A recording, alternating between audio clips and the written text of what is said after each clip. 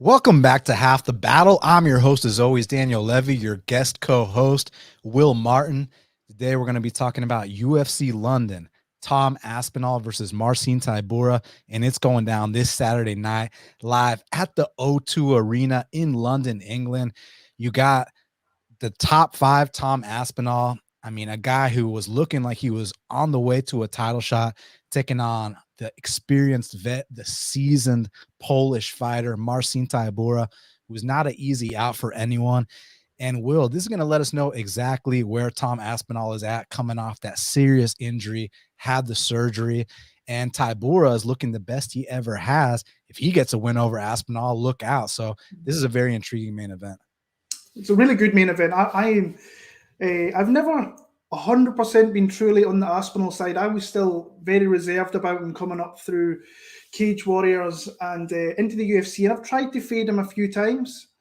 Not worked some occasions. It worked out last time, but really interesting main event for the simple fact that Tybura is no real easy out. He's a tough guy to face, and I think he's a good comeback opponent for Tom. And it's like I say, he's coming back off a big injury. He's had that in the past where he's had opponents who've been injured in a similar type of fashion. So it's a big obstacle. I'm looking forward to seeing how it goes down. Well, let's get right down to business, because in the main event, we got Tom Aspinall. He's 12-3, taking on Marcin Tybura, who's 24-7.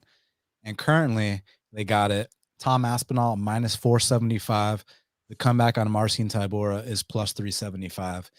And I mean, Will, I can talk about their skills all day. I can talk about how Tom Aspinall is super fast, especially for a heavyweight, switches stances, nasty hands, kicks, I mean, takedowns, slams, inside trips, straight arm bars. I like everything about him. Kind of represents that new wave of heavyweight. I mean, when's the last time you saw a dude straight armbar Volkov, right? Never, and he took him down twice prior to that. So I just like everything about him. And then Marcin Tybura, a guy that's truly been paying his dues. I mean, I know you remember that head kick knockout he had back in the day against Luis Henrique all the way to now. I mean, they rushed him to a main event against Fabricio Werdum back in the day, kind of wasn't quite ready for it. And then he had, he lost 4 out of 5. It seemed like dude was on his way out. But I mean, look what he's done since then. Has a win over Sergey Spivak, put together a nice 5-fight win streak, had that very close fight with Volkov. And then the next 2 fights got back on a win streak again. So, I mean, there's a dude that he's won, 7 of his last 8, looking in the best form yet. So it's one of these things where it's like, I think you've probably heard me say that I think, putting stock into layoffs, I think layoffs, are kind of myths unless we're dealing with, freak injuries, which is exactly what we're dealing with here. Like we've seen guys come back from 3 to 4 year layoffs. Cruz came back and won a belt. John Jones, GSP, but they weren't coming off freak injuries. So like Anderson Silva, when he came back off his freak injury, never looked the same ever again. When Chris Weidman comes back from his freak injury, believe you me, Will Martin, I will be fading him. So with Aspinall, it's like, I like everything about him. I think if this is the Tom Aspinall that we all know and love, I think that he's got a significant speed advantage over Tybura. And I think that, he's technically sound enough to match up with him anywhere. It's just, coming off that injury, I don't know what's going to happen. And then take it a step further. This price is trash.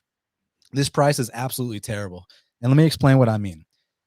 So would you agree with me that Alain Badeau is probably one of the worst heavyweights we've ever seen in all our years watching the sport?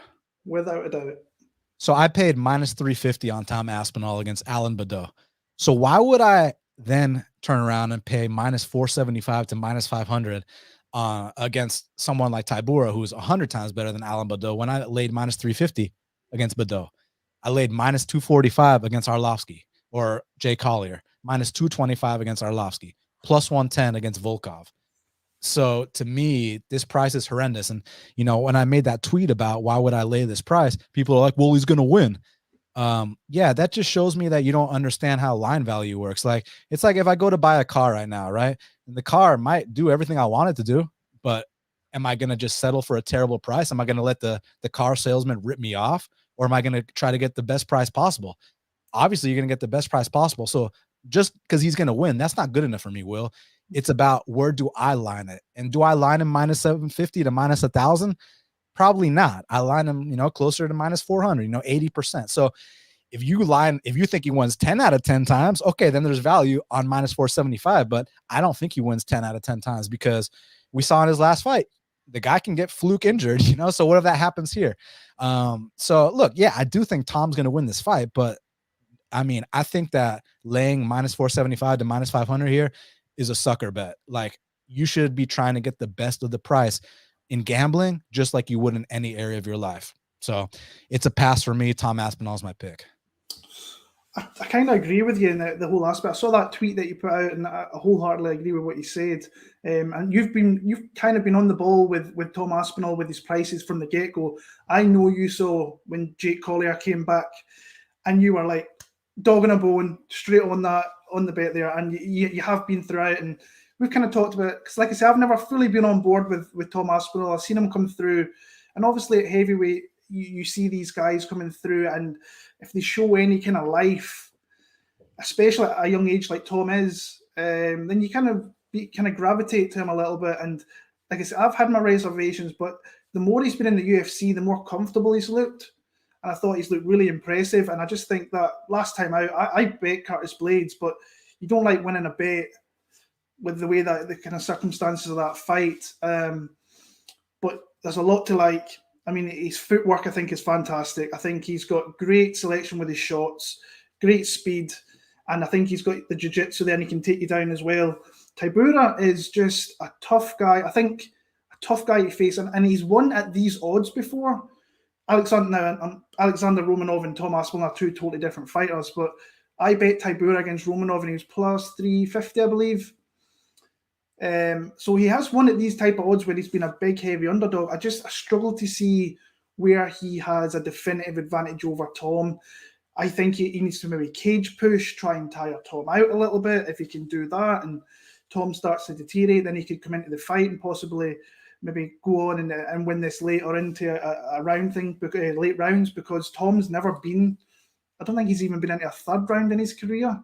Maybe once against Stuart Austin, if I remember right. But for me, it's kind of dog or pass, but as a pick, I think I have to lean on the Aspinall side. I haven't got the balls to really throw anything on Tybura.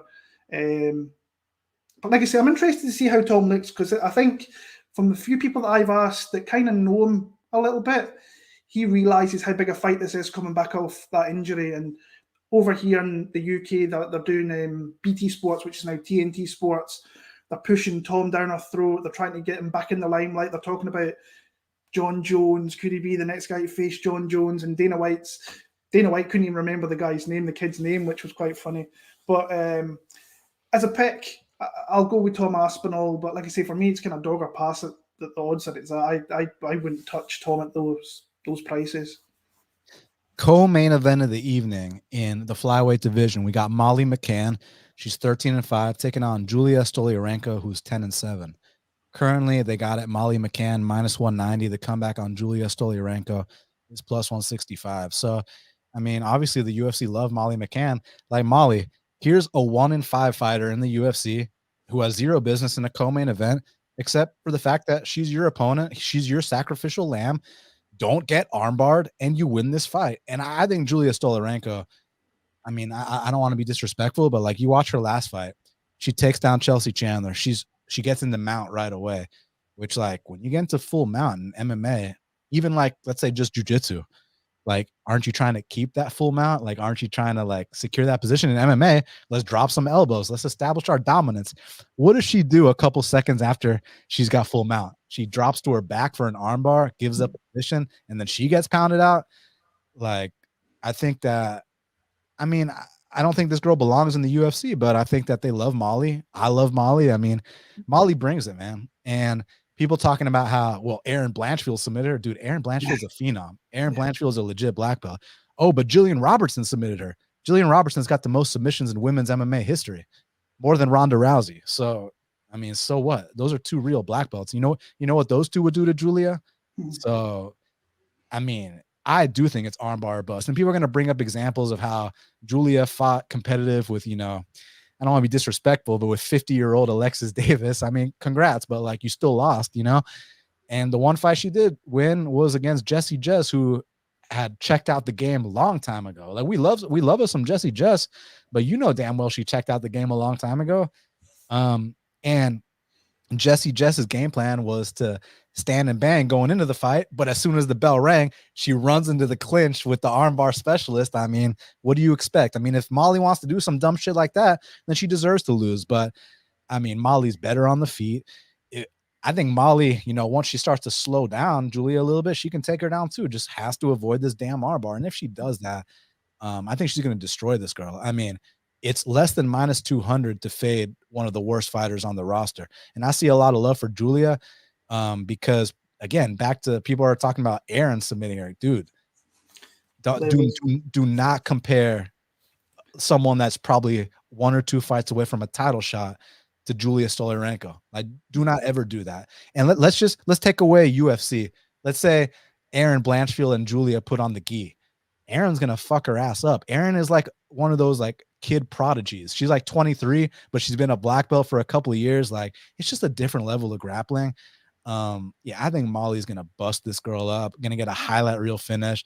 Gonna climb on the cage, get the UFC replica belt, you know.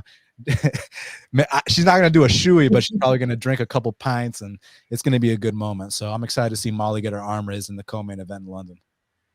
Yeah, I haven't met too many people that don't love Molly. Molly is honestly, I've met her a few times. She's the nicest girl you could ever meet. She's just like so down to earth. And this is a really good fight for her to kind of really come back after that Blanchfield fight. When I heard that matchup was being put together, I'm like, her manager Graham, I'm like, dude, what are you doing? I know it's in New York, it's in MSG. She's kind of riding a wave of her big knockouts, but this is like just bad matchmaking for her, putting her in there. But Molly doesn't turn down fights. I know that for a fact. I think the line now it's coming down. You've got all these people betting Stoliarenko, and like you say, you said it, armbar or done pretty much. That she's not got much else. But I think was she not like minus 350 at one point? I think her odds were super high. So yeah, for me, in fact, is Stoliarenko even going to make the weight here? Because I'm sure she's had trouble at 135, if I remember right, and she fell on the scales, or she fell back and never made the weight, and she had to get pulled from the fight. And this is at 125, I believe. Yeah, Molly's going to win this fight. I'd be very surprised if she doesn't. But Molly's been put in positions where she's been taken out before, and it just takes that one opportunistic opportunity to arise, and it's done. But I'm picking Molly to win this fight. I think she knocks her out. Featured bout in the featherweight division, we got Nathaniel Wood. He's 19-5, taking on Andre Fili, who's 22-9. Currently, they got it. Nathaniel Wood minus 190. The comeback on Andre Fili is plus 165. So this is the first bet I made on the card. I took Nathaniel Wood at minus 180, and I played it to win 2 units. Firstly, let me just talk about how much I respect Fili. Just on a personal level, back when UFC 199 happened in LA, right? It was the night that Bisping won the belt against Rockhold. So I have a brother in LA, and he had some stuff going on, so he invited me out, and some of the family went out. We went to go visit him. So I was thinking, well, if I'm going to be in LA anyways, around the time UFC 199 is, I'm going to go to that card, right? So I'm there hanging out with my family, and, you know, Friday is the weigh-in day. So, you know, I don't really have like any friends there. I just had family there. So I was like, I asked my mom, like, if she wanted to come with me to the weigh-ins, which was really cool, you know, because she's never experienced nothing like that before. So, so I took her to the weigh-ins with me, and Andre Fili was there hanging out. And Andre Fili was the coolest dude. Like, he took a picture with my mom. Like, I didn't take a picture with him, but he took a picture with my mom, and it was just really, really nice. And I'll never forget that. So I'll always respect him. And then as far as skills go, the guy's long, straight punches. I think his best weapon on the feet are his head kicks, not just to the chin, not just to the forehead, but he's got that nice head kick that wraps around the back of the head. It's beautiful. Also has a nice blast double. I've seen him blast double D1 wrestlers. So, you know, Andre Fili, there's no weakness in his game per se. And with Wood, so I was always criticizing him at bantamweight because I thought that maybe he was a bit on the chinnier side. But it turns out, man, those weight cuts were just too brutal, because he goes up to featherweight against Jordan, who's a serious striker, and Jordan hit him with some shots, and Nathaniel didn't even flinch.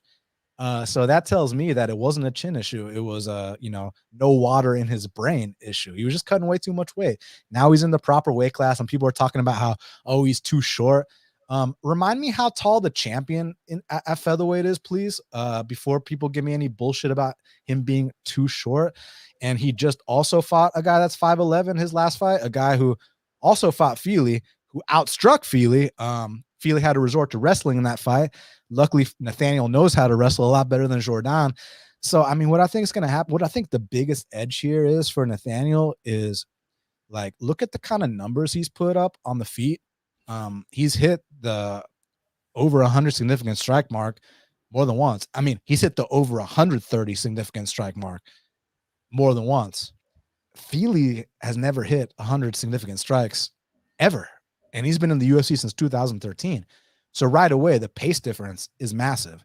I think that Nathaniel's going to get right in his face. He's going to close that distance, which is going to kind of neutralize the reach advantage and the height advantage and all that.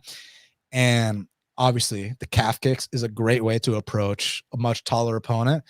And we know that Nathaniel has nasty calf kicks. His hands are on point. Fili he's been dropped on multiple occasions. He's been put out more than once. 2 fights ago against Brito, I cashed Brito there at plus 250. So yeah, well, I think it could be competitive at times. I just think the difference in pace is the reason I love Wood here. And that one of my biggest angles is a volume difference angle. I love guys that can double people up on strikes. And I think Wood's going to double up Fili on strikes.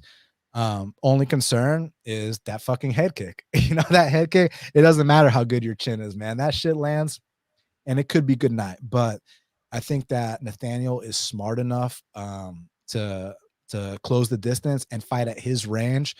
And I think he's going to outpoint him and possibly knock him out. But if not, 30-27 on 2 cards, 29-28 on the other. So yeah, I played him to win 2 units here.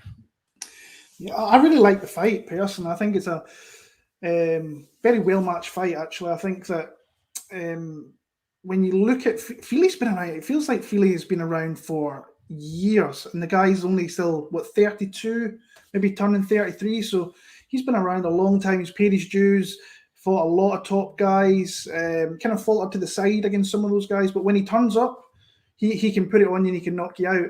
I just think that Wood is a little bit too crafty right now. Wood is really, since he made that move up, there's a lot of people that, when I go to the fights, there's a lot of people that, especially with Nathaniel, he's got a lot of fans in the London area that travel well with him. So last year in Paris, I was around him, and I've never seen him. I've been around him a few times at Cage Warriors events. He was so focused, and he knew exactly what he had to do, and he went out there, and his game plan came to T. The only thing that he was a little bit disappointed with after the fights, he said to me, he really wanted to get that finish. He really wanted to take him out. But he was so crafty with those little trips that he had. He was lighting them up with nice combinations, going to the legs, just ripping them apart, and really put it on him. And like I say, in this one here, I just think he's going to be a little bit, overall, I think he's going to be just a little bit better than what Andre Fili is. And if I'm not mistaken, I think Fili's coming off a big surgery, coming overseas, enemy territory. And he is the true London boy in this card, Nathaniel Wood. I think he might be the only guy actually from London who's fighting on the card. So I was looking at a bet earlier on in the week, but I think I'm going to stand by the wayside and just sit back and enjoy this one and root for Nathaniel to come through and win and you cash your bet. But I like him. I like him to just, like you said, win the rounds a bit more clearly. A 30-27 cards, I think, are possible. I think this is going to be a big breakout performance at home, and we're going to get him moving up the rankings at 145. And they need new talent coming through. I think that he's a guy that potentially could go into top 15 and beat top 15 guys. I've no doubt about it, actually. Now, next up in the middleweight division, we got Andre Muniz, who's 23-5, welcoming Paul Craig to the middleweight division, who's 16-6-1. Currently, they got it. Andre Muniz minus 220. The comeback on Paul Craig is plus 185. So, I mean, when you look at Craig's resume, I mean, the dude beat the best 205er on planet Earth, Jamal Hill. He beat the next best 205er on planet Earth, Magomed Ankalaev. He beat emerging top 15 talent, Kennedy and Nzechukwu. He beat Nikita Krylov, who I think is 1 or 2 fights away from a title shot. So, like, this dude's like beating the who's who. And the crazy thing about it is then he's also turned around and lost to Tyson Pedro and, you know, and Jimmy the Brute Crute. And so it's kind of hard to predict him sometimes. It's like he'll beat the best guys and lose to the worst guys. And I don't mean that those guys are the worst guys. I just mean compared to the Hills and the Magomeds and the Nikitas, like, so it just doesn't make sense. But I mean, we know what he brings to the table. One of the nastiest guards in MMA history, and especially at light heavyweight. Andre Muniz, also a serious black belt. What do you think, man? Are you going with Scotland's own Paul Craig? I mean, do you have any insight for me on this weight cut? Like what do you think? Because I don't even know what I'm looking at here.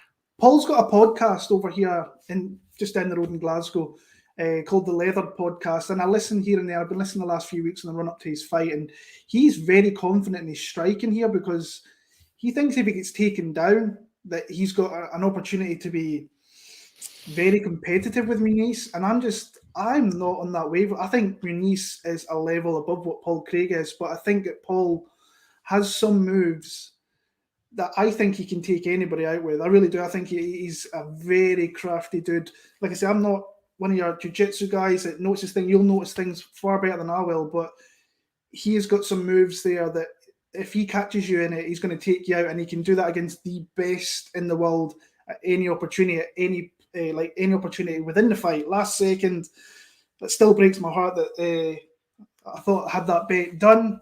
Paul comes out there, taps out Ankalaev, and then there was, like I say, he's got some serious names on his record that he's taken out that have had belts, contenders in the up at that 205, and now he's making that drop down to 185, and he's still going to be big. He's like 6'3". He's still going to be bigger than Muniz. So, but he is like fully confident in his striking in this one, that he can be very competitive, not be scared if this goes to the ground, and just be competitive down there and maybe catch him or something. I just think Muniz is an absolute savage on the ground. I think if he gets it there, I think he's going to really hurt Paul Craig. I think he's going to find something eventually, but you can never write off Paul Craig. And at this number that he's at, I don't think it's the worst dog in the world to be taking a shot on. I didn't like what I seen against Ozdemir, him just like flying to his back, and Ozdemir was he was kind of smart, just not engaging in anything down there. I would love for Paul Craig to win this fight. I just don't see. I think Muniz is going to get this to the ground and he's going to find a submission.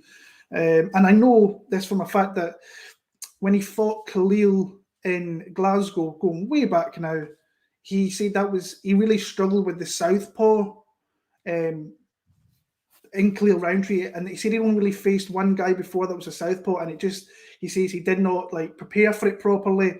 Hopefully he does a little bit better than that this time, but he's not facing as dangerous a striker as what Khalil was, and especially in that fight. I just think Muniz is going to stop him with this submission. I think that he should a level above when it goes to the ground, but he has to mind his P's and Q's, because I think Paul can catch him with something, even though Andre is at a serious level. I mean, you don't have to be a jiu-jitsu guy to understand that if you go down to the ground with Paul Craig, that's absolutely nasty. And the fact that a guy like Magomed Ankalaev tapped with 1 second left speaks volumes to how tight that triangle must have been. I mean, it probably felt like his eyes were about to pop out of his head, like he was about to die. Like, because like I know from speaking from experience, like grappling, like let's say there's 10 seconds left on the clock, but someone locks it in. I mean, you can try to hold your breath all you want, but with a triangle choke like that, it really feels like your head's about to explode. And time is, you're not even thinking about time anymore. You're thinking about like, wow, I'm about to die, So that's probably what Ankalaev was going through mentally in that spot. And then when he realized there was 1 second left after he tapped, he was probably like, oh my God. Because you know how the Russians get, like, they don't like tapping, man. And for a Russian to tap, like, because they have like a big honor thing about, not tapping and stuff. So for him to tap Ankalaev like that, holy shit. And then let's just talk about, let's take a second to say a group prayer for Jamal Hill. Hope he gets back better. But Jamal Hill didn't tap. Jamal Hill is a bad motherfucker. You understand what I'm saying? Like, this dude got his arm broken and then he started hitting him with his broken arm. Like, that's some champ shit right there. So I can't wait to see Jamal back in there. And the reason that it's listed as a TKO, I saw someone talking about how Paul Craig knocked out Jamal Hill. Like stop it. Like, like cut it out. The reason it was counted as a TKO is because Jamal refused to tap. So Paul Craig on bottom was hitting him with elbows and shots. So they called that a TKO. But I mean, Jamal didn't protest the stoppage, but I'm actually curious to see what would have happened if the round never ended and he kind of just stayed there and, wait till the next round, come out there, fight him with a broken arm. I'm very curious, but take all that aside. Like, even the Krylov fight, like, Krylov almost knocked this man out, and man, that triangle choke so damn tight. And then you see the disappointment in Krylov right after. He was like, damn, I had him, but like, they just can't believe how quick Paul Craig can latch on to the limbs, to the neck, to whatever the case may be. And it's insta-tap city unless your name's Jamal Hill. And then with Muniz, he's nasty on the mat. I know he got tapped his last fight, but it wasn't because his jiu-jitsu sucks. It's because Brendan Allen played it perfectly. Brendan Allen got Muniz extended to that fatigue state where if you go back to Muniz's debut against Arroyo, right? Arroyo, where he kept flopping to his back. But Arroyo, Arroyo doesn't have the level black belt that Brendan Allen had. So while Brendan Allen might not be the same level black belt as Andre Muniz, he was savvy enough to get Andre Muniz to that fatigue state.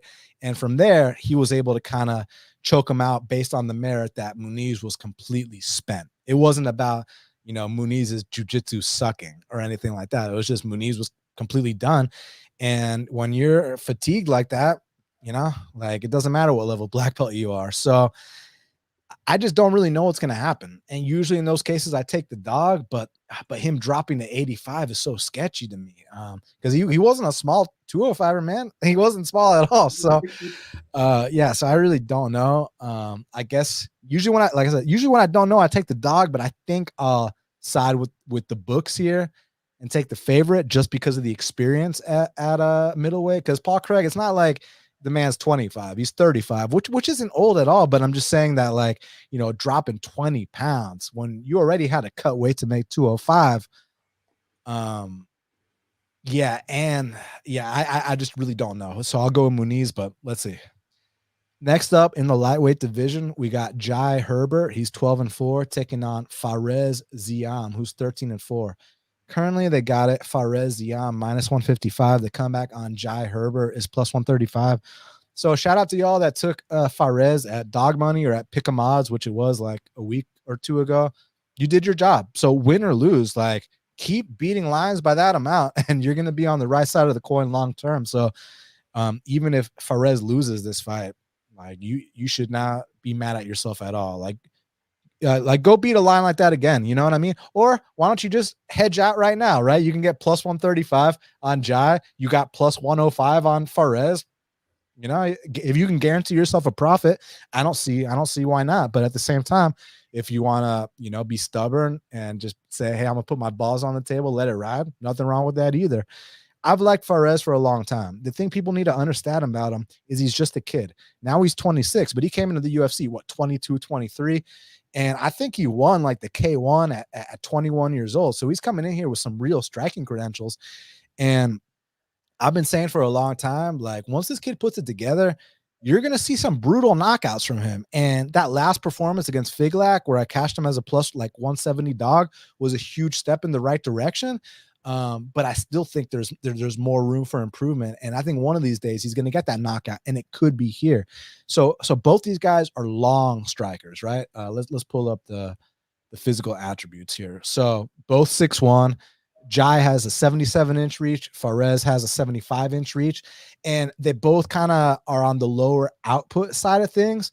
But I think that Fares has way better defense. And more importantly, I think he's a lot more durable than Jai Herbert, So I could see it being a low output striking match, but I think that Fares's shots, are going to have more impact on Jai than the other way around. And also Perez has been taking his, grappling seriously.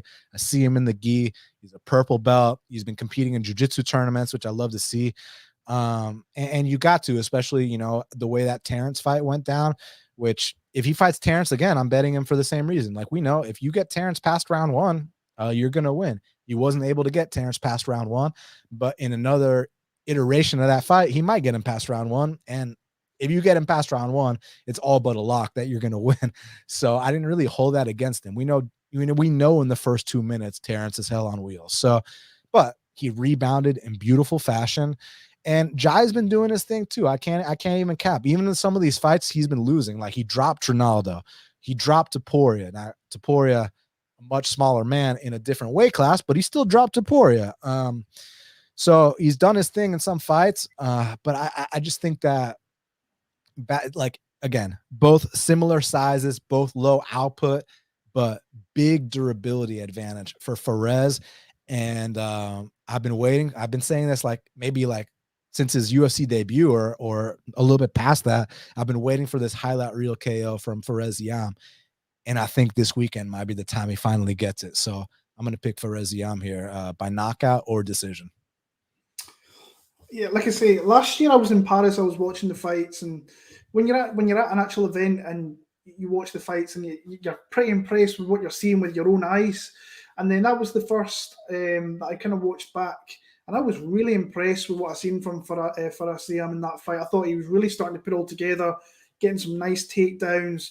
His strikes were so pinpoint, and like I say, Figlak, whether he's UFC caliber or not, he got his opportunity, and he kind of got shown the level you have to be in the UFC, and especially against an ascending fighter like Faraz Ziam. I thought he really looked fantastic, and now he's coming into his kind of own with how long he's been in the UFC. He's starting to round his game out, like you said. And this, to me, looks like a really good spot for him to get a big finish, because, like I said, I do not like the durability of Jai Herbert. He was getting dropped back in the Cage Warriors days. And now he's mid-30s. Hold on. Didn't Reese McKee knock his ass out? Oh no, I lost Will right when I asked the important question. Yeah. No. Reese McKee, he got him there. So Reese McKee's back in the UFC. He's actually fighting Paris. But yeah, his durability has never been great. I think he's running into this Faraz kid at the wrong time. I think this kid is leveling up and gradually just getting better. And I watched an interview this week where he is desperate to get a finish, desperate to come out of this fight unscathed, desperate to get back on that Paris card early September, and he wants a bonus. So I like Faraz Ziam. What did you say the lines are right now? Yeah, so currently they got it -155 Ziam, +135 Herbert. Yeah, like I say, if you got on the early line, you were really doing your work there. I like him here. I think this is going to be his big kind of coming out party, big knockout. And hopefully I get to see him in Paris, because, like I say, he looks like he's really ascending into a really good fighter. So, yeah. And next up in the featherweight division, we got Lerone Murphy. He's 12-0-1, taking on Josh Culibao, who's 11-1-1. And currently, and let me just say something real quick before I say the odds. Had Lerone lost his last fight to Santos, which a lot of people thought he might have, it was also in London, they'd both have identical records of 11-1-1. Currently, they got it. Lerone Murphy -130. The comeback on Josh Culibao is +110. I'm curious to hear your take. I think this should be an incredible fight to watch, because Culibao, you look at his numbers, they're not very impressive, but he's just a dude that knows how to fight. He's just scrappy. And I know he's Australian, but he fights like a Hawaiian, man. You just cannot count this guy out. He's slippery, he's tough, he's dangerous, and he's there for the fight. And Lerone, pretty damn skilled, and a guy that's right on the cusp of big things. So how you see this one going down? A really good fight, actually. I think this is a really good, well put together fight. Lerone Murphy was a guy that was never really on my radar until he actually just came into the UFC.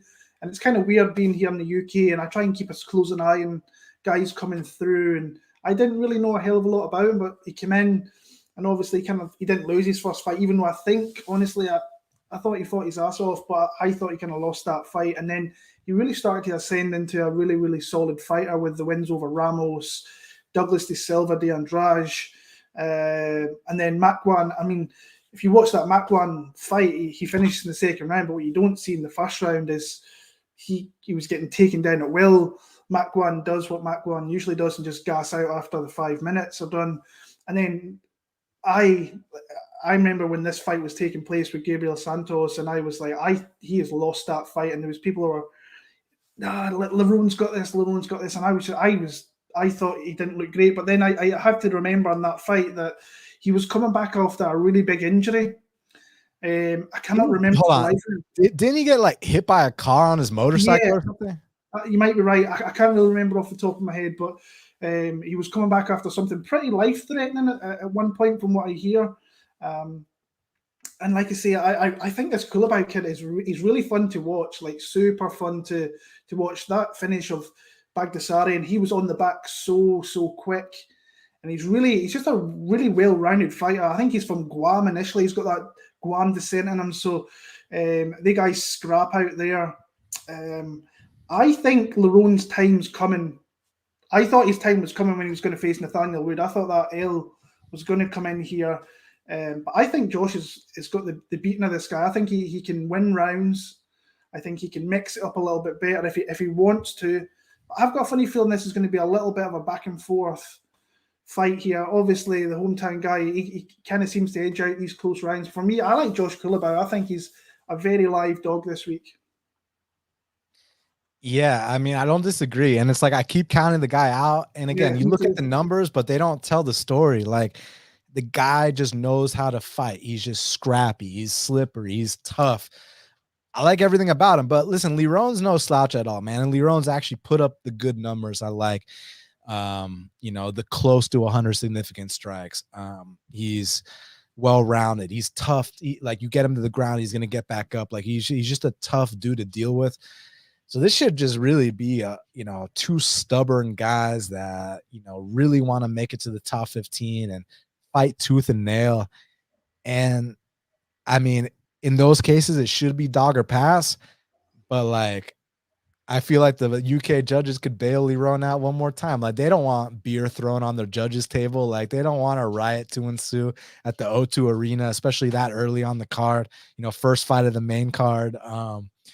So I'm going to go Lerone by split decision, but I mean, I'm not going to talk you off a Culibao bet because the guy the whole will fight for your money shit. Like, it's true he will fight for your money, but that's not what's important to me. What's important to me is, where do I line the fight and where are the odds currently?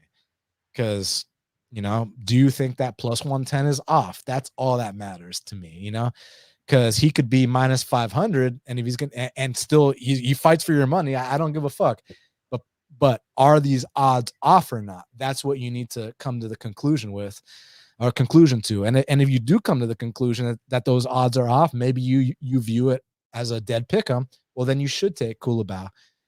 The thing is, even though if this was a neutral territory, I'd view it as a dead pick'em. But in UK, I kind of see it as that minus 130, just a slight edge on Lerone, because that judge's fuckery could happen. Like I said, they don't want a beer thrown into the octagon on the judge's table, any bullshit like that. So they might just give him that. But like you said, the way he took Melsik's back was nasty. He just finds a way, and it's just like the numbers don't tell the story on a guy like Culibao. So yeah, so I'm gonna be wrong and pick against him again, and he's probably gonna win here. So let's see. Now, next up in the bantamweight division, we got dangerous Davey Grant. He's 13-6, taking on Daniel Marcos, who's 14-0. Currently, they got it. Daniel Marcos minus 140. The comeback on Davey Grant is plus 115. I love this fight. I absolutely love this fight. I think that, firstly, Davey Grant, I mean, what can you say about this guy? Like, they try to set up prospects against them all the time. Jonathan Martinez gets knocked out. Adrian Yanez barely scrapes away with a split decision. Like, back in the day, I know you remember when Davey sent Cheeto back home packing. You know what I'm saying? So this dude, I mean, and he's just kind of wild, and like the way the angles that his punches come from, like if you got your hands up for your guard, like they'll come around your guard and hit you on the ear, hit you on the temple. fuck up your equilibrium. He's got calf kicks. Like, I like everything about Davey Grant. Like, that last fight, I bet a Sunsao. I don't remember the odds. I think it might have been like, was it plus 170, plus 180? Yeah. Like, is that what it was? Yeah, I don't remember, but it was good dog odds. And I just want to say something real quick, because last week I cashed a bet on Nazim Sadikov against Terrence, and people were giving me shit about this fence grab bullshit as if like I'm the ref or something. I'm not the ref. I'm just the guy that bet on Sadikov and cashed. And let me just say something. If you watch that Sunsao fight, let's keep it real. I mean, that fence grab saved Davey Grant, and they restarted them on the feet, and then he finished him. But the thing is, when that fight happened and I lost my Sunsao bet, did you see me on Twitter writing paragraphs about, oh my God, a fence grab is the reason I lost? No, I gave Davey Grant his credit. So the same way, I'm not going to bitch when a fence grab goes against me. I'm also not going to cry when a fence grab goes my way. And so to me, all this stuff evens itself out over time. And, and I also truly believe, had the fence grab not happened in the Nazim fight, like, you got Terrence past round 1. That's all you needed to do. So fence grab, schmentz grab, bro. Like, you were going to win that fight regardless, since you got it past round 1. I mean, Terrence had your back for the most of round 1 and wasn't able to finish you. That's all Terrence had, So this whole fence grab bullshit, like I said, the same way I'm not going to cry about Davey grabbing the fence and costing me a plus 170 or whatever on a Sunsao, I'm also not going to complain when it works in my favor.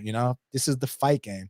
And these guys, like you got to learn that you're allowed to get away with 1 or 2 of those fence grabs. Like, you got to learn the game. You can't be crying about shit like that. Like, you got to understand that these guys, if they're going to cheat to win and you got money on them, it's great. If they're going to cheat to win, you got money against them, it sucks, but it's part of the game. So you take it on the chin and you move on. But here, back to this fight, I think Daniel Marcos is the best Peruvian prospect we've ever seen. Better than Claudio Puelles, better than Jesus Pinedo. Are there any other Peruvian prospects off the top of your head you can think of? Is Bahamondes, is he from Peru? Nah, he's Chile, right? Is it Chile? You might be right there, I think. Let me double check, because I don't want to, but Chile. He's Chile.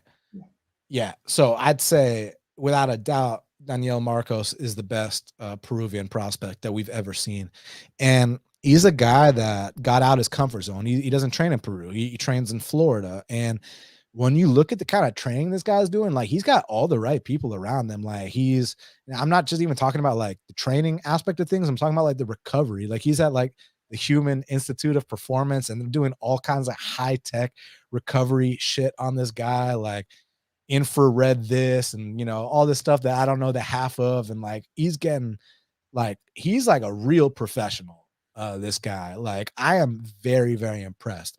And when he came off that Contender Series fight, he was coming off a 3-year layoff. And I talk about how layoffs are myths and this and that, and he did win that fight.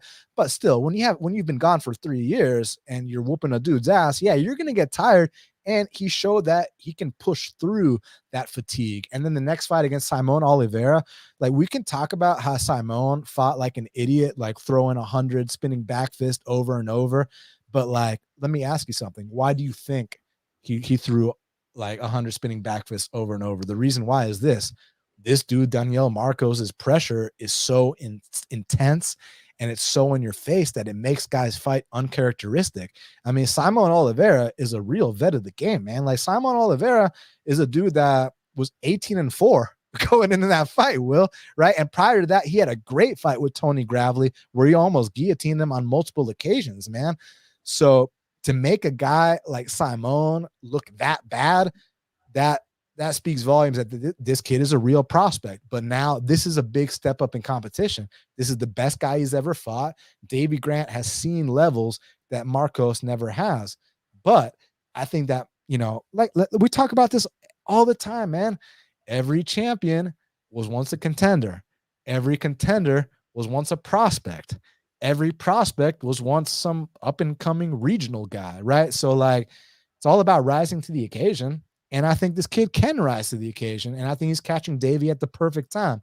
The only thing that sucks is the price. It's minus 140, which if you think without a shadow of a doubt that, you know, he should be maybe minus 200, then jump on it. For me, it just kind of, it's like, I think he's that prospect that I'm talking about. I think he's that best Peruvian guy we've ever seen.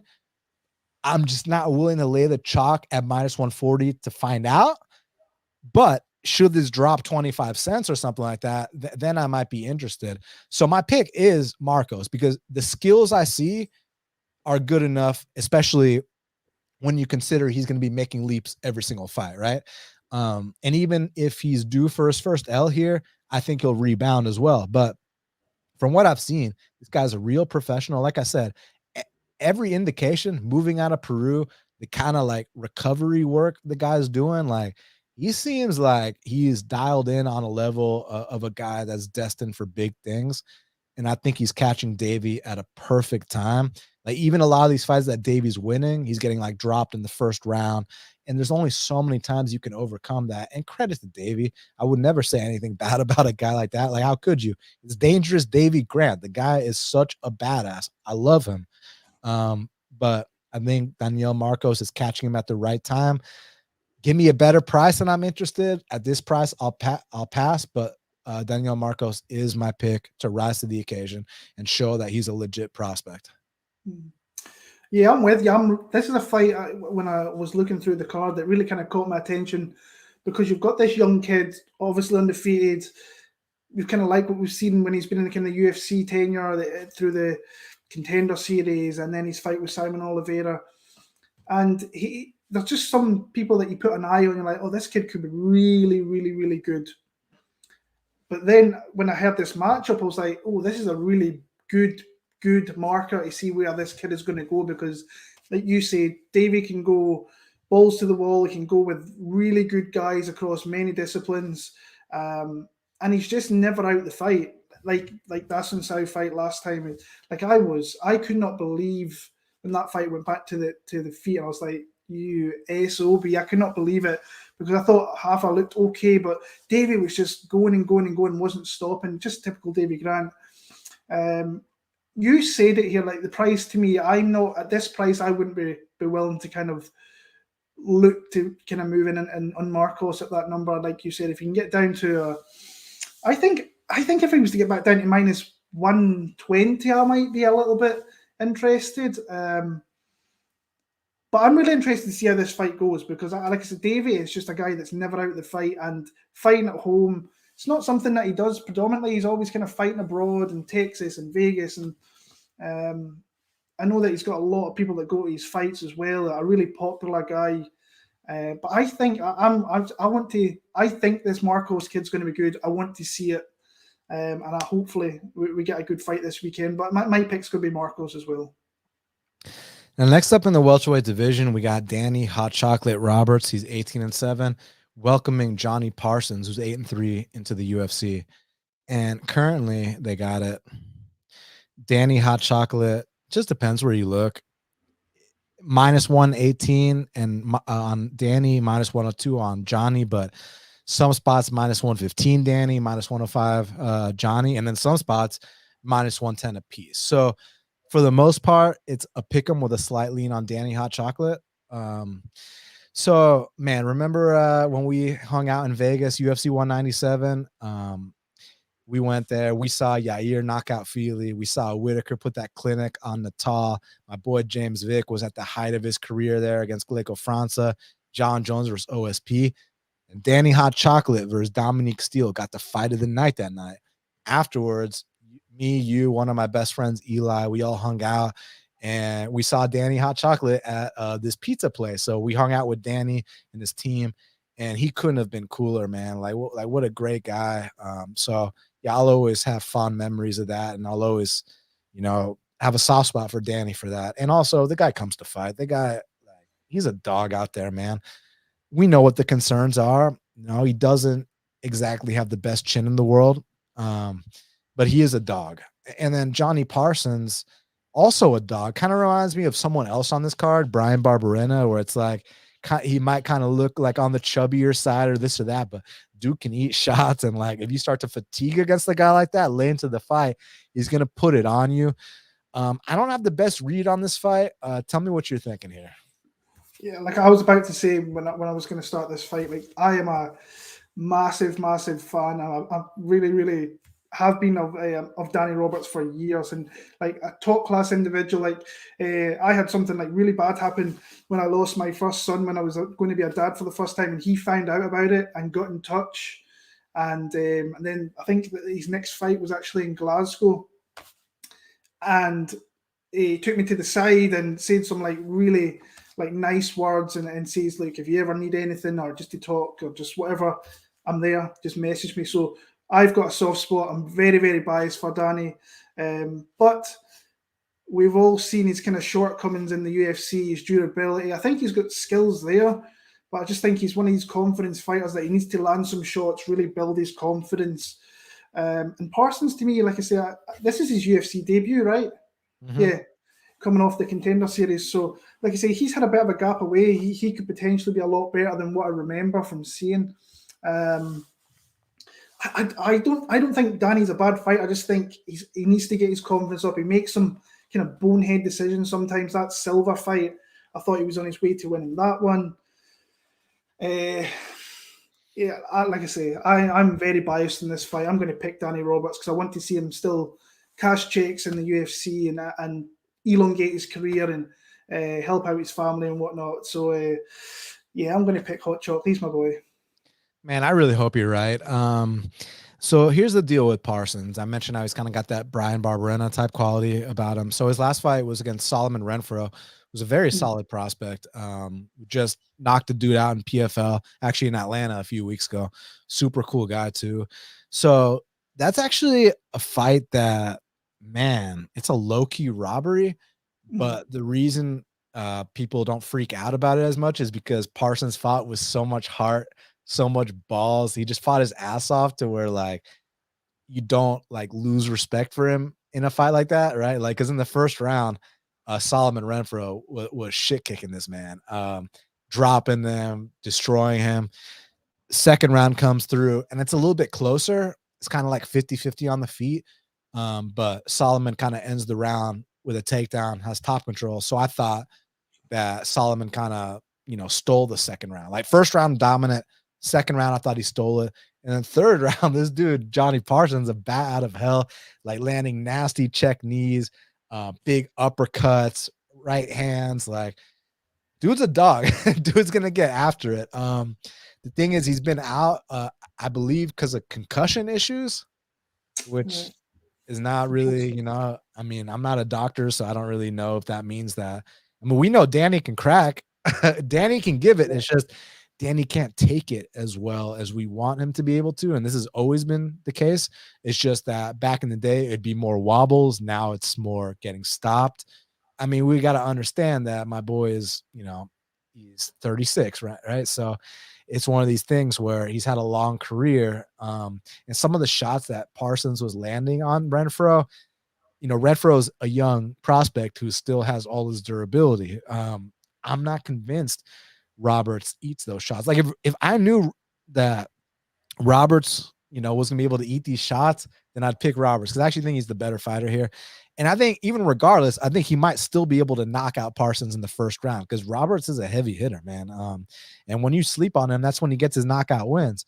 But if Parsons can do his Bryan Barberena impression and kind of absorb these ridiculous shots and then land some of his own, that's where I think he might have an edge. It's just I don't know what to expect from him off a 2-year layoff. Not the 2-year layoff, off a 2-year layoff with concussion issues and this and that. So I have no idea. I'm going to go with Parsons so that one of us is right, but I hope that you're the one that's right here. Now, next up in the lightweight division, we got Marc Diakiese. He's 16-6, taking on Joel Alvarez, who's 19-3. And currently, they got it. Joel Alvarez minus 190. The comeback on Marc Diakiese is plus 165. So here's the deal, man. One of my best bets of last year was Arman Tsarukyan, like minus 200 against Joel Alvarez. Like you're telling me I only had to pay minus 200 on Arman Tsarukyan against the guy with 0% takedown defense. And I know that I like to, exaggerate or be sarcastic or be funny, but I'm not exaggerating or being sarcastic or being funny when I say Joel Alvarez has 0% takedown defense. That's actually the stat. He literally has 0% takedown defense. The thing is that I can rely on Arman Tsarukyan to not have a mental lapse and dive into a guillotine, or when he's in the guard of Joel Alvarez, get caught with an arm bar, with a triangle or something like that. Like Arman's just on a different level. Like Arman's like a fight or two away from a title shot. And who knows? DC just posted that people are going to be really pissed about Islam Makhachev's next opponent. And I wrote a comment, what is it, Austin Hubbard or something? But I think he might mean maybe an Arman Tsarukyan rematch, which why would I be pissed at that? Their first fight was fucking great, So just, Arman minus 200 against a guy like Joel was like the gift of the century. So here's the thing. Marc Diakiese has the goods to win this fight. Like, let's not fucking joke about that, man. I mean, look, 8 takedowns landed against Demir one fight ago, 11 takedowns landed against Slava Borshov. Like, so, dude, like you come out here and land that many takedowns, like you go for that approach. I mean, I think that there's a path. It's just I don't trust Diakiese to not dive headfirst into a guillotine, which he has gotten guillotined more than once inside the octagon. I just don't trust him to not do something stupid. I know he's good enough to win this fight. Like I like the guy's, he's paid his dues. He's good everywhere, but I just don't trust him at all. Like I think that sometimes he gets arrogant. I think sometimes he makes some bonehead mistakes. I think sometimes there's panic situations. And Joel, listen, he's a dog too, man. You saw what he did to Thiago Moises, and I know the fights prior to that, he was submitting some guys on their way out, but he treated them accordingly, which you love to see. But the fights he lost, he got outclassed in a way where it was like, man, like this is bad. And also, if I don't watch the fight and you just tell me that it went to decision, Joel Alvarez has never won a decision before in his career. So I think maybe that'd be a sign of Diakiese, neutralizing him and not diving into that guillotine. So Diakiese, it's like he's got a path. It's just I don't trust him, right? So for that reason, I'm going to pick Alvarez. It's just I have zero interest in betting a guy at minus 190 to minus 200 with 0% takedown defense, against a guy who's landed a ridiculous amount of takedowns throughout his UFC career, who's well-rounded enough to win this fight. It's just that physicality of Joel Alvarez mixed in with his opportunistic finishing ability is what I think is going to lead him to victory. But I'm not interested at this price. Let's see how you rebound from that absolute shellacking. I mean, Arman didn't just beat him. Will Arman rearranged his face? It was like a Halloween pumpkin carving, So yeah. So who knows how he's going to rebound? I'm going to still pick Alvarez because I don't trust Diakiese. But like I said, if I don't watch the fight and you call me up right now and you told me, hey, it went all 3 rounds, I mean, I think Diakiese would probably win that. Probably, maybe. I don't know. But Joel's never won a decision before, but he is such a potent finisher. And Diakiese's prone to these just stupid bonehead mistakes. So probably Joel probably keeps his 0% takedown defense intact and wins via guillotine. Yeah, like I said, I think Diakiese's got all the tools. I think he always has had them. He was a guy who coming through in Bama years ago that I really liked, and he was pretty much a heavy grappler back then. And then he made his way into the UFC, and he really started to showcase his striking, and obviously got super confident after knocking out Pakilin. He kind of went over to American Top Team. That just did not work out whatsoever, and he's came back, and he's shown some like really solid, some solid fights where he's completely dominated guys, multiple takedowns, and just controlled the fight. But then there's fights like you said where he took, like that Johnson fight, he did not like shoot. I don't even think he tried all that many attempts on Michael Johnson, and Johnson's not a bad wrestler himself, but I think he will get takedowns here. But I just got the feeling that he's going to get submitted with something. So real quick, he went 0 for 6 on takedowns against Johnson, but Johnson kind of has that like real fast brawl and then gets right back up type thing. Yeah. Whereas Joel, is not going to stuff. He's more so going to try to attack, like grab a neck or go to his back and then throw up sub. So it's just a different style, you know? Yeah. Like I say, Alvarez he's huge for the division. Whether he makes the weight or not is another thing, because he's had trouble making the weight. The thing, I think Diakiese will get takedowns in this fight, but he just doesn't. Can you guarantee that he's really going to do something with it? Because sometimes he doesn't do as much as he really should. So Rukian, if you've got that guy on top of you, he's going to lay elbows, he's going to lay punches, he's going to work, he's going to find a way to get you out of there if he can. Diakiese, I can't guarantee he's going to do that, but I also think if he avoids getting submitted early on or taken out in any way, I think that the later this fight goes, I think he could potentially come out here, win a decision. For me, I think that Alvarez is going to submit him. I think he's going to put his head in here somewhere and get caught with something. So I'm picking, my pick's going to be Alvarez via submission. I'm going to take first round as well. Now, next up in the heavyweight division, we got the UK's own undefeated heavyweight, Mick Parkin. He's 6-0, taking on Jamal Pogues, who's 10-3. And currently they got it. Jamal Pogues -160. The comeback on Mick Parkin is +140. Break it down for us, man. I mean, Mick Parkin, like, is he the new heavyweight hope for the UK? Is it? I mean, what do you think here?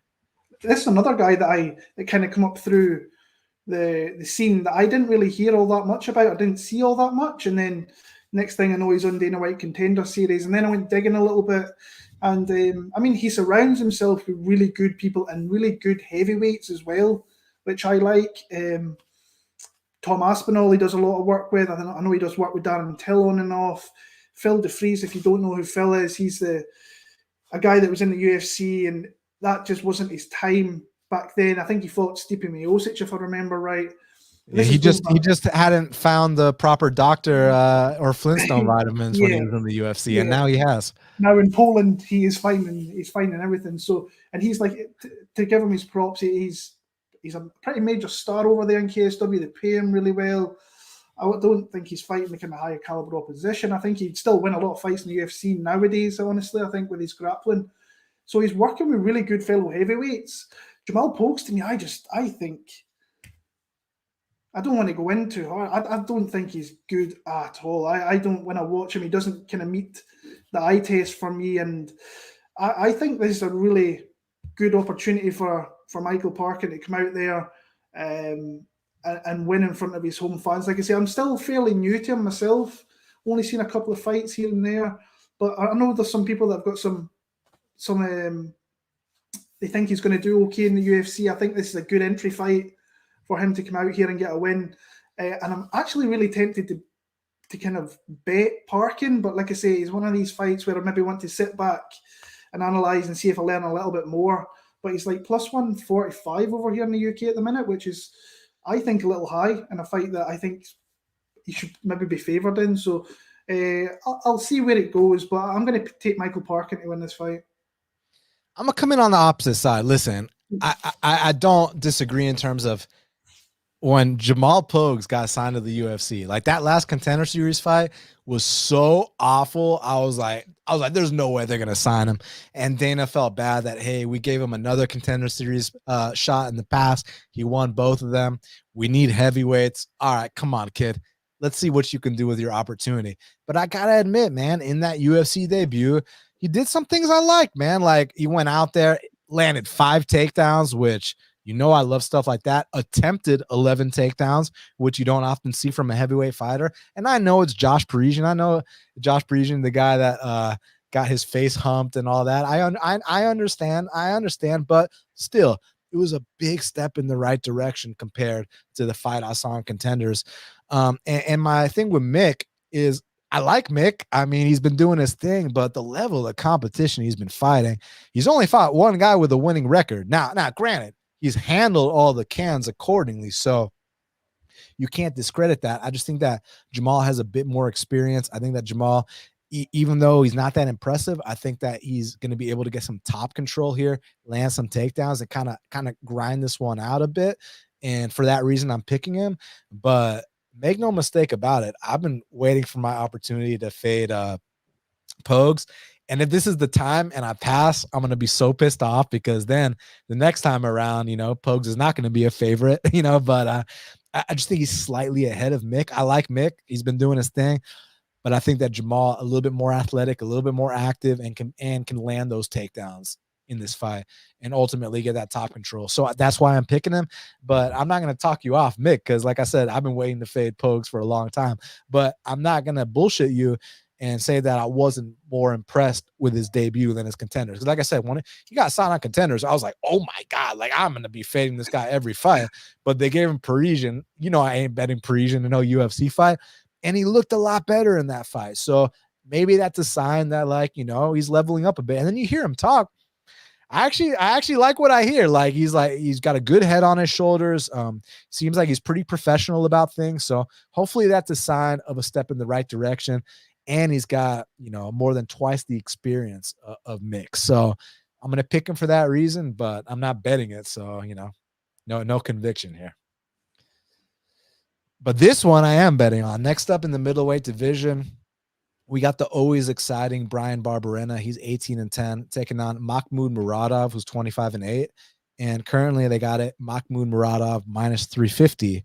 The comeback on Bryan Barberena is plus 285. So I hit Makhmud Muradov a couple days ago minus 250. So I already beat the line by $1. So I did my job there as far as that's concerned. I mean, obviously I'm going to be pissed if it loses, because I don't like losing, but I'm proud to know that, like, again, I'm not just betting this week. I'm going to be betting for the next 10 to 20 to 30 years. So if I can keep consistently beating lines by $1, I know I'm going to come out on the right side of the coin. So I did my job as far as that's concerned. And the reason I took him there is because I just thought minus 250 was too low in this spot. I think that minus 350, minus 400 is a little more, accurate to where the line should be as far as how I view it, my perceived value of the line, right? And the reason why is this. So, so Makhmud comes into the UFC and he's doing his thing, man. He's looking nice on the feet. He's got light footwork. He's got heavy hands. He can get back up from takedowns. So I really liked what I saw. The Gerald Meerschaert fight happened, and I got to admit, Makhmud looked like shit in that fight. And I'm not going to discredit Meerschaert, but sometimes Meerschaert is going to set back a prospect. Look how he looked against Bruno Silva. And then Bruno's next fight, he knocks out Brad Tavares. So it's like from time to time, like Gerald is just going to embarrass a guy that, that has less experience than him. Like, I don't know what it is. And then the next fight, Gerald's going to get knocked out by a guy that on most occasions has no business in there with him. Like Ian Heinisch. Like I was like, man, like I was surprised about that. So Gerald just really hard to cap. But then the next fight against Kyle, I bet Makhmud there plus 190. And Makhmud did the best against Kyle that anyone's done so far in the UFC. And literally what happened in that fight is, honestly, Makhmud, I think that he wanted to prove, after getting submitted his last fight against Gerald, he wanted to prove that, hey, I'm not a slouch on the mat. So he's going out there and shooting takedowns on this serious black belt, a Damian Maia black belt in Kyle Ohio. He was getting the takedowns. The issue was that Kyle locked on this guillotine, and that guillotine must have been so damn tight that basically the way to escape the guillotine is you got to go to your back. It's either that or you're getting tapped out, especially with a Damian Maia black belt. So Makhmud had no choice. Like, he'd get on top of him, but when that guillotine came, it's like, fuck, I got to bail to go to my back because I'm not trying to tap out, So that's how he ended up losing the fight. But I thought the fight was within reach, and I thought it actually showed a big step in the right direction. The fact that you didn't get tapped out by this Damian Maia black belt, you were able to land takedowns on him. You almost had him on the ropes at times. Like I think that, that's something you can learn from. You get back in the gym, you go on his Instagram, the guy's in insane shape, and he's a real 85er. Whereas Barberena, look, I would never say a bad thing about Barberena, even though this might sound like a bad thing. He's just a bit of a slob. Like, the guy started his UFC career at 155. I know you remember that Chad Lepre fight and the Joe and Jake Ellenberger fights, and then he goes to 70, does his thing. He's had some great wins along the way. But man, I just feel like 85s is the wrong weight class. Like, I'm glad you don't have to cut weight. You're kind of towards the tail end of your career, and maybe those weight cuts were getting to you, and maybe you just don't feel like doing those extra runs anymore. Maybe you feel like having that extra slice of pizza. I don't blame you, man. You've had a long career. You deserve to enjoy the fruits of your labor, my man. It's just that Makhmud is locked in right now. Makhmud's in the best shape of his life.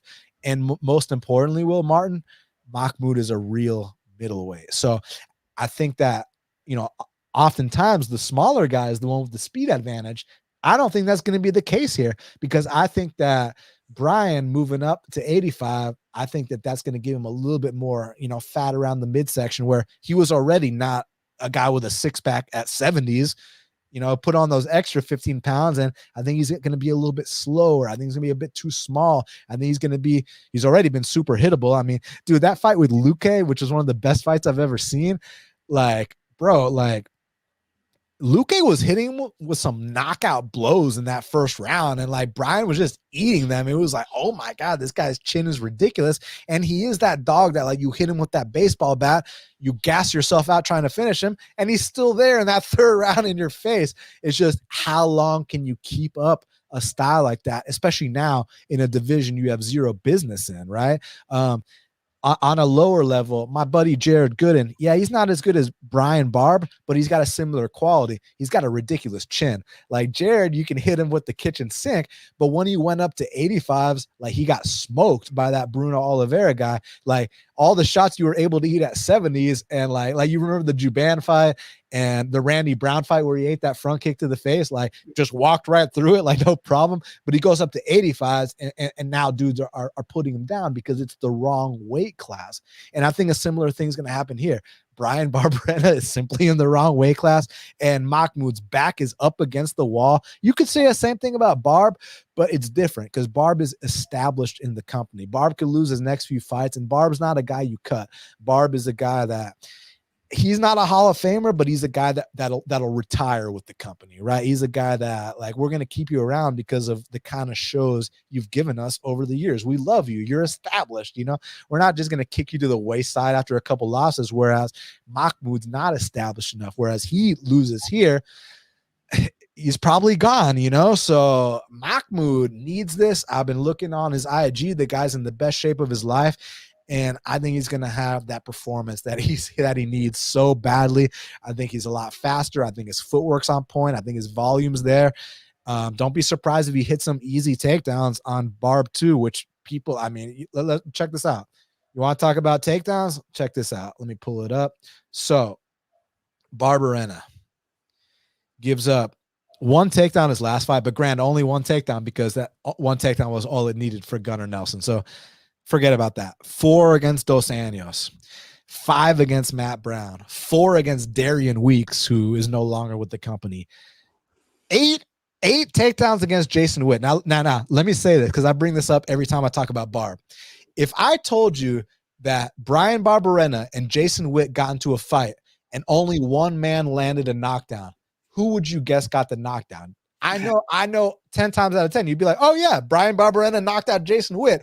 Jason Witt knocked out Bryan Barberena. So if that's not a red flag, I don't know what is. I think Makhmud is probably going to put him down. If not, easily win these first 2 rounds, coast in that last round, and get a decision. But I'm leaning towards the knockout here. But either way, I played it at minus 250 to win 2 units.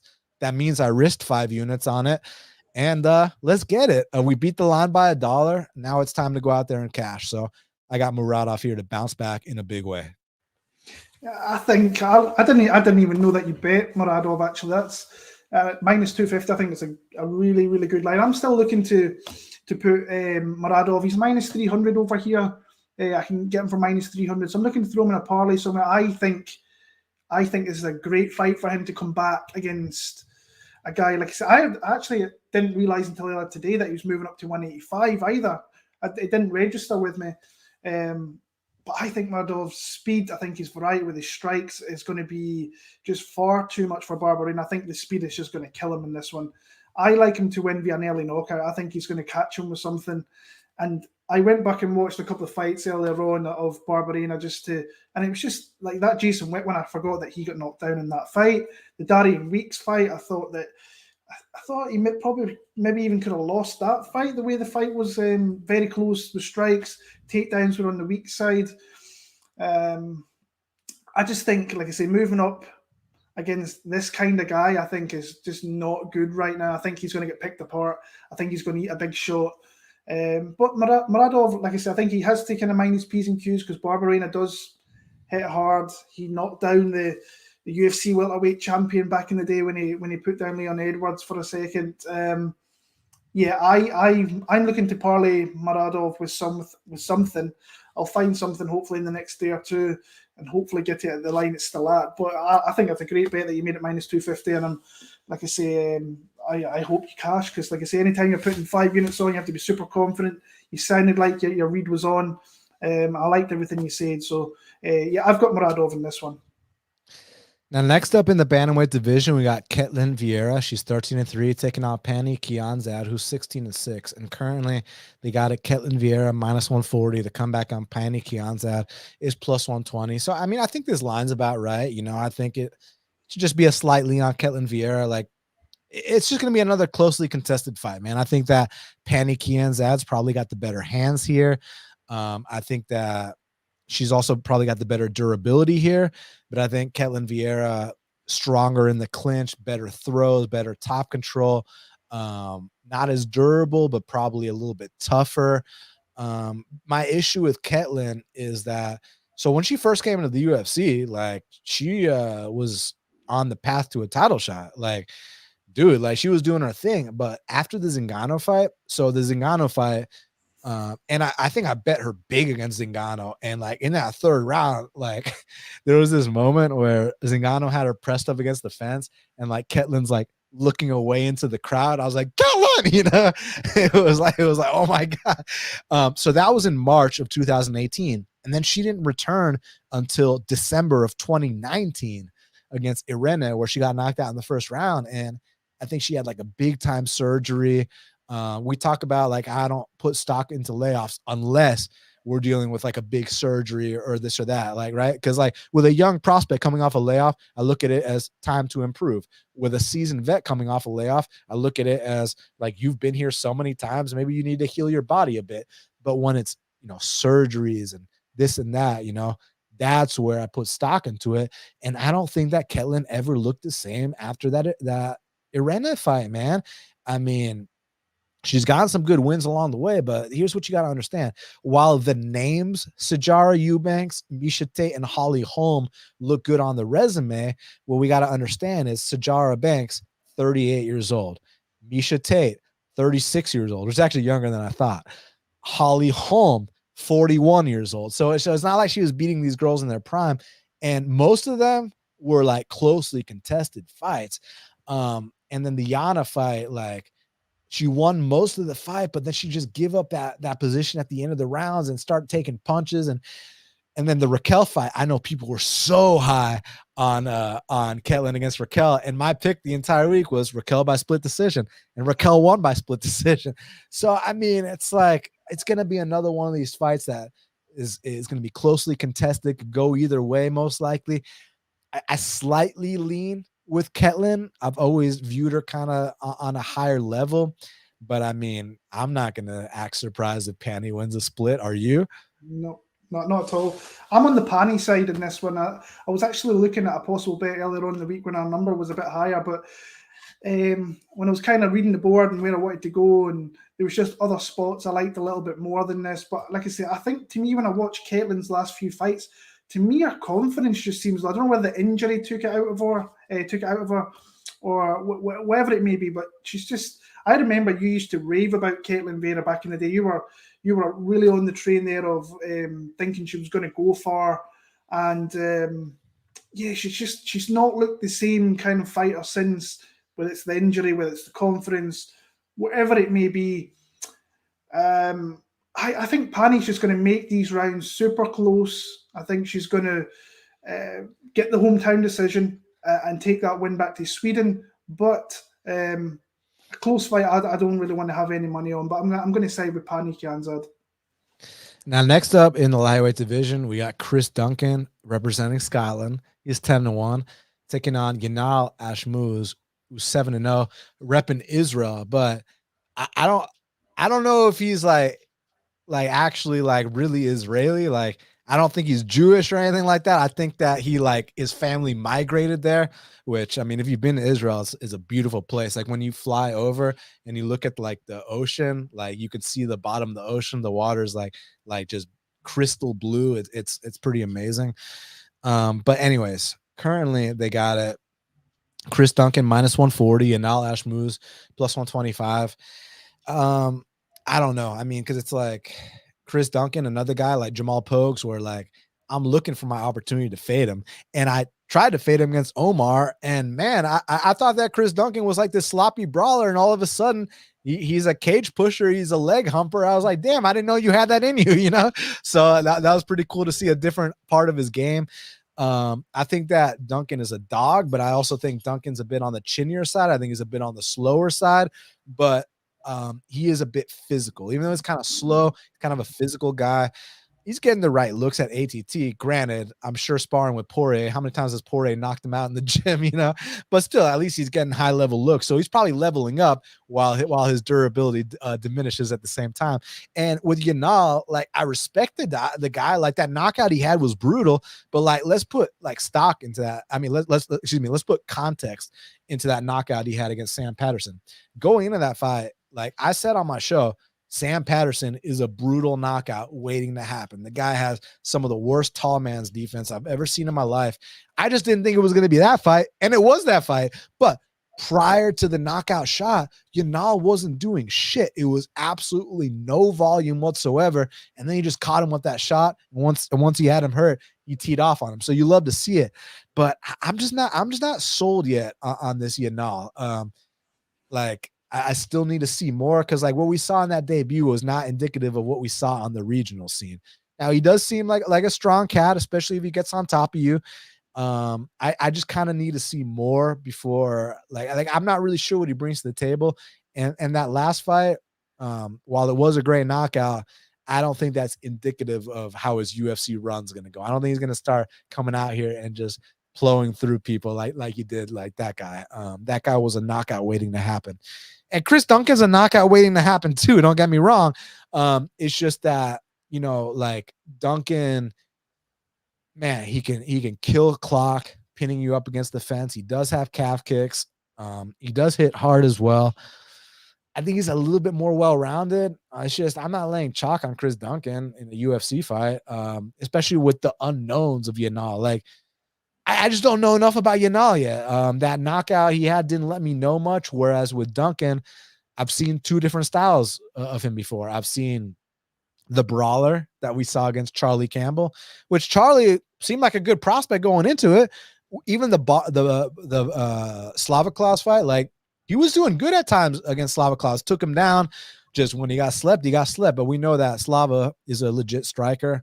So here, I'm not sure what to expect. I'm going to lean Duncan, but I'm not interested at the betting window. Let me sit back and see where they're at. But I'm going to be so pissed off if Yanal wins, and I missed out on my Chris Duncan fade. Yeah, no, I'm with you here as well. I'm really surprised that I was on Morales as well last time out in London, and I didn't think Chris had that type of game plan in him for 15 minutes because, like I said, I knew about Chris since he came through up here in Scotland, and he loves to throw down. He always has. He's a guy from up north that just love to throw down. I honestly did not think that would ever change with him. But obviously, he's aligned himself with one of the best camps you can get.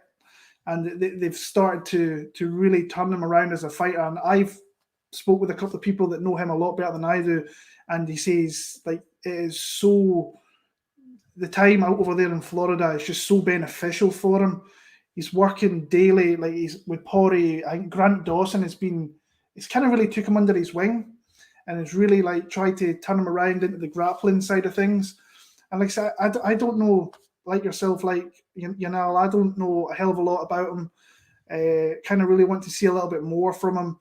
I thought Patterson would beat him the first time around, but like you said, there was kind of red flags there with Patterson with just how far the chin was in the air, the hands were down, and he was hittable. And you also said that you can't bet Chris Duncan at like the number that he's at. So it's like a pass for me. I'm going to lean Scotland in this one just so we can at least have one Scot in this card win. So I'll take Chris Duncan to win via kind of mixing everything up and getting a decision win. Now, next up in the strawweight division, we got a matchup between Bruna Brazil. She's 8-3-1, welcoming Shauna Bannon, Mama B, representing Ireland, who's 5-0 to the UFC. Currently, they got it. Bruna Brazil -150. The comeback on Shauna Bannon is +130. So, what do you think, Will? I'm really surprised that Shauna's got signed to the UFC. Really happy actually for Paddy Holohan, because Paddy's one of the nicest guys I've kind of been around the sport, and just a top class guy. So he's the first guy, I believe, from Ireland to fight in the UFC and have his first fighter come into the UFC. So, but like, she's only been a pro for 15 months. I'm like, why are they signing her for that? Now, I have heard that they're trying to get back to Ireland, and there is other fighters potentially that the UFC could sign. Paul Hughes, Kaelan Loughran, Rhys McKee's just re-signed, so they can maneuver and put a card with Ian Gary and Johnny Walker. But when it comes to this fight, I look at it and I'm like, I just think it's too early for me. Shauna, I think she's a 7-time world kickboxing champion. Her family is kind of really known for kickboxing over in Ireland. It's been like that way for years. Her sister does it as well. I think from what I hear that Bellator were ringing around as well, and were very close to bringing Shauna in as well. So she took the opportunity while she got it, and UFC jumped on it. In this fight here, I think it's Bruna, to me, is just a little bit more, I think, well-rounded, a little bit more composed. I think both girls can fight a little bit long. I do like the kicks of Shauna, and I do like some of her, like, when she gets on top, she's very, very aggressive, but she makes a lot of mistakes. She can be swept. She can be taken down. Bruna, to me, like I say, I thought she would have done okay against Denise Gomez, but Denise's kind of come out and shown that she's maybe a real talent to look out for. Going forward, and we've seen that last time when she knocked out Yasmin Haragi. I've bet Bruna Brazil at -125. I was going to do it a little bit earlier, a couple of weeks back, when she was like -110, I believe she was, and then the line got blasted by some very short bettors out there, and it went up to like a -138, -140, but it's came back down to -125. I've went Bruna Brazil to win a couple of units here. I think that she can come out here, just have that little bit more experience, being in the UFC, being in the Contender Series. And I just like her in this fight. I know there's a lot of love for Shauna Bannon this week, though. From what I've had like 10 different people message me thinking, should I smash this? I'm like, no, I don't think you should. Even though I think she's a very, very dedicated fighter, I think she will win fights in the UFC. I just don't think it's going to be this one, though. So you said you bet at -125? -125, yeah. Oh, well, she's -150 now. So congrats. Yeah. I mean, you beat a line by, by a quarter of a dollar, and who knows where she's going to close. So you did your job regarding that. Oh man, I wanted him to hear what I had to say about this. Oh, there he is. Just switch it on the light. Okay. So yeah, this is interesting. You might not like what I have to say about this, but it's all good. Doesn't mean I'm right.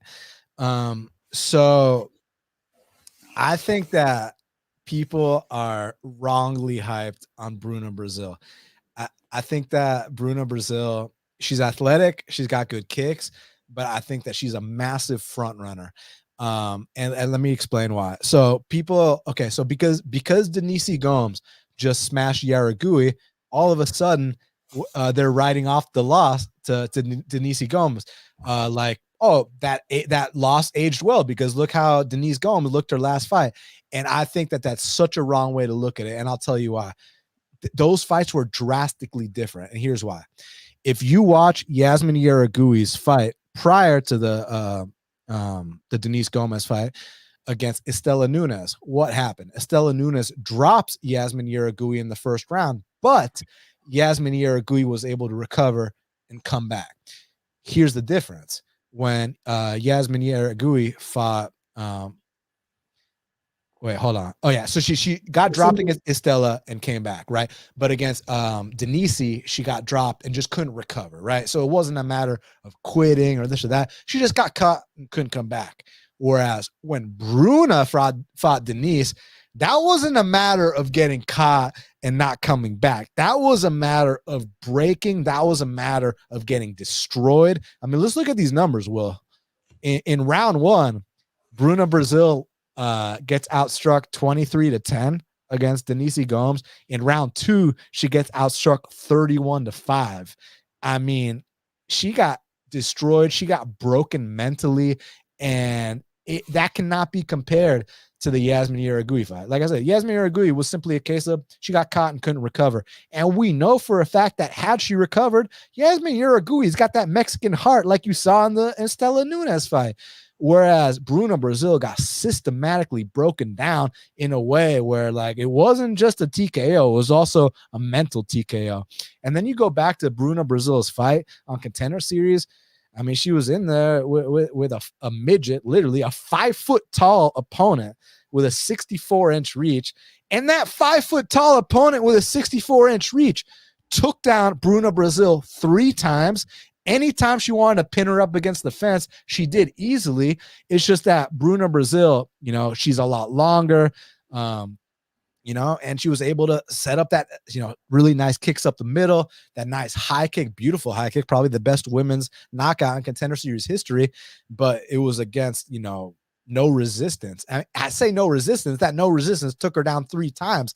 So I think Bruna Brazil is not the fighter people think she is. Like, I hear people talking about how she's this special prospect, and I think that's the biggest bullshit I've ever heard in my life, because I pride myself on finding prospects I consider special. I consider Yan Xiaonan special, and it's easy now for a new listener of the show to be like, oh yeah, Dan, well, what a genius take, she's top 5 in the world. Guys, I max bet Yan Xiaonan in her UFC debut at -130 odds when no one knew who she was. I bet her every single fight. I thought she was special from the jump. I thought Erin Blanchfield was special from the jump. Bruna Brazil, like, and I don't want to be condescending and say that people don't know what they're looking at, because I've been wrong about prospects too. I just simply think they're wrong about this one. I do not think Bruna Brazil is that special fighter that people think she is. Now, do I think she's athletic? Yes. Do I think she has good kicks? Yes. And against the right opponent, she's going to go out there and get those wins. But guys saying that she's a future top 10, future champ, no, she is not even close. Like, anyone that remotely stands up to her, puts that pressure on her, is gonna break her. And even prior to Contenders, I saw her get controlled for minutes at times on some of these regional fights. So I'm not sold on Bruna Brazil at all. And then I looked into Mama B, and she's fought complete cans on hers. But you mentioned how she got that Taekwondo background. She's got really good dexterity in her legs. And honestly, like, I was thinking that she was going to be like the smaller opponent here. They actually don't have her size listed on UFC stats. Let me see what Tapology says, because from what I saw, yeah, she's got a reach advantage over Bruna Brazil here. She's only 1 inch shorter. So, like, size-wise, I think they're going to stack up well. It's just about, you know, Bruna has been in there with better competition. But with that said, you know, so there's the positive of the experience, but there's the negative of we've seen what happens when she gets pushed. We know that she's a front runner, and we know she can be broken, whereas Shauna hasn't been tested yet. So we don't know those things. But what we do know about Shauna is that she's passed most of her tests with flying colors. So to me, honestly, I think it's a dog or pass situation. You did your part. You beat a line by 25 cents. So great job. And maybe it's going to close even more. And, you know, keep doing stuff like that. But I can't do it -150, -170. I just can't, because I don't think Bruna Brazil is that fighter people think she is. And I'm willing to be proven wrong on that, of course. I've been wrong many times. I'll be wrong again. And I'm not even sold on Shauna. It's just that I think it should kind of be more so towards a pick'em. It even opened with Shauna as a -155 favorite. All the action came in on Bruna because no one knows who the fuck Shauna is. So I'm gonna actually go with Shauna here. I hope I'm wrong, because I'd love to see you cash. But when I watched Bruna Brazil last night, I was like, oh my God, this is not the prospect people think she is. This might be a fraudulent prospect. But let's see. Because like I said, she still has good skills.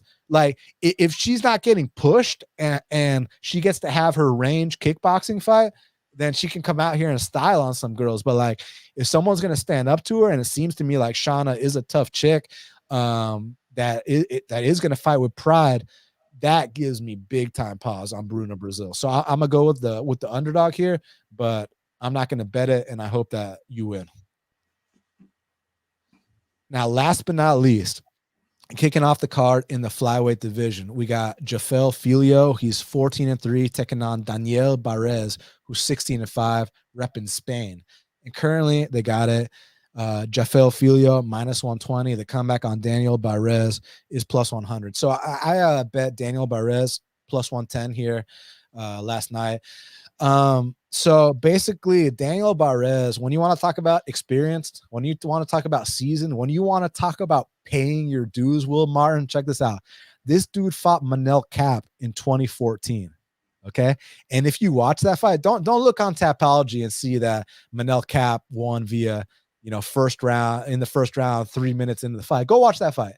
Remember when Marc Goddard used to let his ego get in the way of all those calls a few years back? Like, remember like the first Cheeto versus Davey Grant fight and now I think Marc Goddard's made big leaps, and I think now he's one of the best refs in the game. But a few years back, like, we were like all up, like criticizing him because he would, like, a good referee is a referee you don't notice.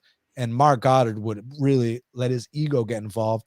And I think he might have done that in the Manel Cap fight, which the Manel Cap fight is irrelevant here. I'm just bringing it up to prove a point that this dude's been fighting real guys since the last 10 years. You know what I'm saying? And Daniel Barres took down Manel Cap. He was smashing Manel Cap, and Manel Cap went for an armbar attempt. Barres never tapped, and Marc Goddard called the fight. Marc Goddard stopped him. Like, I don't know. I didn't hear a verbal tap. Maybe that's what it was. It says it was via verbal. I didn't hear anything. I didn't see a tap, but they stopped it. But prior to that, Daniel Barres was smashing Manel Cap. Now, fast forward to recently, that fight Daniel Barres had against Carlos Hernandez is the third best fight on Contender Series history. Number one, Sodiq Yusuff versus Mike Davis. Best fight in Contender Series history. Number two, Raulian Paiva versus Alan Nascimento, second best fight in Contender Series history. Number three, Carlos Hernandez versus Daniel Barres. I remember tweeting throughout that fight while it was happening. Like, I don't give a shit who wins or who loses. You sign both these guys right now because these guys are ready to swim with the Sharks at 25s. And look what Carlos Hernandez is doing, man. Beat Victor Altamirano, who was an LFA champion. Went out there against Denny's Bonders and got a slam KO. Like, and the thing about a guy like Carlos is he pushes that pace. He's a nonstop high-paced fighter, and that is the polar opposite of this Jafel Filio guy. Jafel Filio's output is so fucking bad, Will Martin. And if you want me to give you evidence of that, let me do that for you. Check this out. Jafel Filio's fight on Contender Series. Let's go round by round. Round one, Jafel Filio lands 3 strikes. Round two, Jafel Filio lands 10 strikes.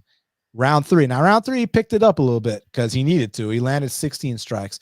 And honestly, that knockout was very beautiful. The thing is that he rarely lets his hands go, man. Like, when he finally let them go, oh my God, that knockout was beautiful. But like, up until then, he's very hesitant to let his hands go.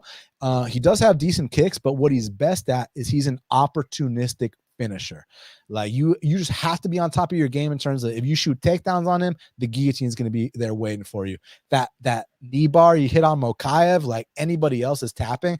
And that was like, bro, like for Mokaev not to tap to that, like, his heart and his will is on a different level than a lot of guys, because I know tough guys with heart and will that would have tapped to that knee bar and we wouldn't hold it against them. That shit was locked in deep. So for Mokaev to not tap in there, and we like to talk about how some guys are willing to die in there, but it's kind of just a figure of speech.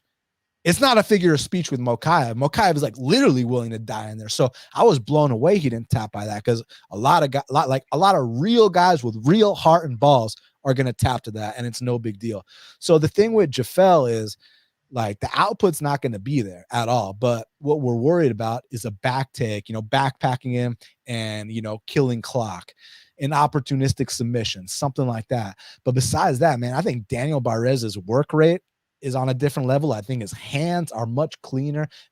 Rips the body, goes upstairs. He's got calf kicks. He's in your face the entire time. And people talking about how, well, he just crushed a couple cans. It's like, okay, let me ask you something.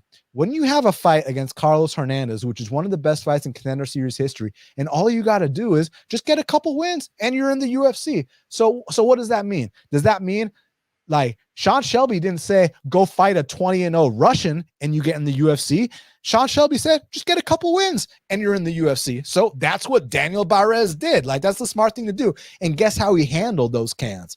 Like cans. He destroyed them. He walked them down. He was dropping them with jabs. Like he beat the living shit out of these guys. And back to, has he been fighting high level competition? Dude, he fought Manel Kape in 2014. He fucking went tooth and nail with Carlos Hernandez a year or two ago. This guy is ready. This guy has paid his dues. He's 34 years old. He is right in his athletic prime. He's ready. He's ready. This is your time, kid. You crushed the grapes. Now we drink the wine. So, yeah, like at the very least, I think that it should be like they're saying that they're giving Perez at the plus 110 odds. I took a less than 50% chance to win this fight. And I just don't see it that way. I see Perez 55%, 57%, something like that, right? So I had to take the plus 110 odds on principle. Are there things I'm worried about? Sure. I don't want to get backpacked. I don't want to get opportunistically subbed, but this dude ain't been subbed since 2015. So I think that Jafel Filio, and he's one of these guys, when he can't get his stuff going, he's going to flop to his back. He's going to butt scoop. He's going to tell you to come into his guard. He's going to do all that bullshit. Like, bro, like Daniel Barres is way too mean for that. So as long as Daniel Barres doesn't get opportunistically finished, I think he's going to walk this guy down. I think he's going to be much meaner, much more active. I think he's going to put it on him. And most importantly, I don't think he should have been plus 110 in the spot. So, yeah, I put 2 units on him at plus 110. And I think he's going to have a great UFC debut. Yeah, I'm with you. I've bet Daniel Barres as well. I bet him as I was going to work this morning. I woke up, seen that the line was still 110, and I watched him last night. And I was like, and I knew about Daniel Barres for a very, very, very long time. Looking at like flyweights is always been a division I love keeping a close eye on. I thought last week Azat Maxim is a guy I've had my eye on for a long time.